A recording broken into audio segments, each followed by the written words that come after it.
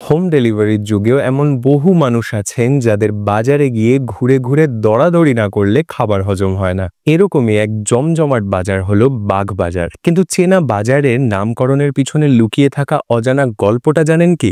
নমস্কার, আমি আরণ্য, আর আজ বলবো এক বাগানের বাজার হয়ে ওঠার গল্প। তাহলে শুরু করা যাক।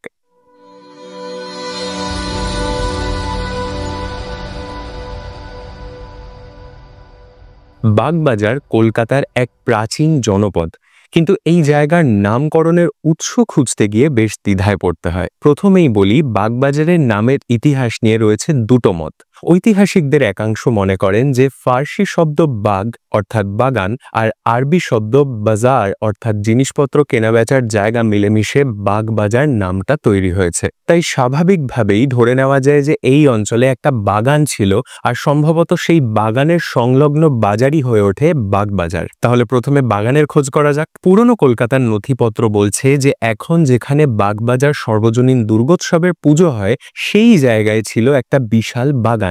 বাগানের মালিক ছিলেন ক্যাপ্টেন চার্লস পেরেন। তার নামানুসারেই লোকমুখে এই বাগান হয়ে ওঠে পেরিন সাহেবের বাগান। সুসজ্জিত এই বাগান বিস্তৃত ছিল হুগলি নদীর পার পর্যন্ত। নদীপথে ব্রিটিশ ব্যবসায়ী আর অফিসাররা মাঝে মধ্যে এই বাগানে ফুর্তি করতে আসতেন বলে জানা যায়। কিন্তু সুখ কখনো চিরকালীন হয় না। চার্লস পেরিনের সুদিনও ফুরিয়ে গেল আচমকাই।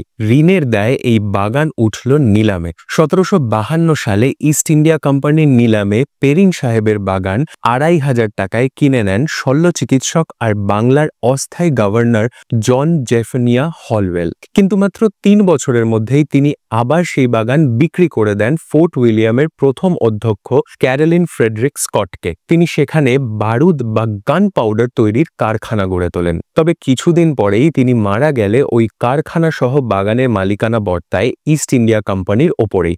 স্কটের মৃত্যুর কিছুদিন পরেই এই বারুদের কারখানাও উঠে যায়। এ তো গেল বাগানের ইতিহাস। কিন্তু বাজার চার্নক যুগের অনেক আগে থেকেই গোটা সুতানুটি অঞ্চলে ছড়িয়ে ছিটিয়ে ছিল ছোট বড় নানা রকম বাজার। শোভা বাজার, বাগবাজার, হাটখোলা এসব অঞ্চলের প্রসিদ্ধিই ছিল হাট বাজারের জায়গা হিসেবে। 1794 সালে প্রকাশিত the map of Calcutta and its এনভায়রনসে ওল্ড পাউডার মিল বাজার নামে এক বাজারের উল্লেখ পাওয়া যায়। অতএব পেরিন সাহেবের বাগ মানে বাগান, আর সেই বাগান সংলগ্ন বাজার মিলেই বাগবাজার নামের উৎপত্তি হয়েছে, এমনটা বলাই যায়। তবে প্রথমেই বলেছিলাম যে বাগবাজারের নামকরণের পিছনে রয়েছে দুটো মত। দ্বিতীয় মতটা ঐতিহাসিক না বলে ভৌগোলিক বললেই বোধহয় বেশি যুক্তিসঙ্গত হবে। অনেকের মতে এখন যেখানে বাগবাজার, সেই অঞ্চলে হুগলি নদীর একটা বাঁক আছে। বাঁকের তীরে বসা বাজার প্রথমে বাঁক বাজার, আর সেই বাঁক বাজারই সময়ের সঙ্গে বাগবাজার তৈরি করেছে। ইন্টারেস্টিং না? এরকম আর কোন চেনা বাজারের নামকরণের অজানা ইতিহাস জানতে চান, সেটা প্লিজ কমেন্ট করে জানাবেন। ভিডিওটা ভালো লাগলে একটা লাইক আর শেয়ার করতে পারেন। কোনো প্রশ্ন বা মন্তব্য থাকলে নির্দ্বিধায় কমেন্ট করতে পারেন। আর এরকম আরও অজানা গল্প শুনতে সাবস্ক্রাইবও করতে পারেন। দেখা হচ্ছে আগামী পর্বে। আসি।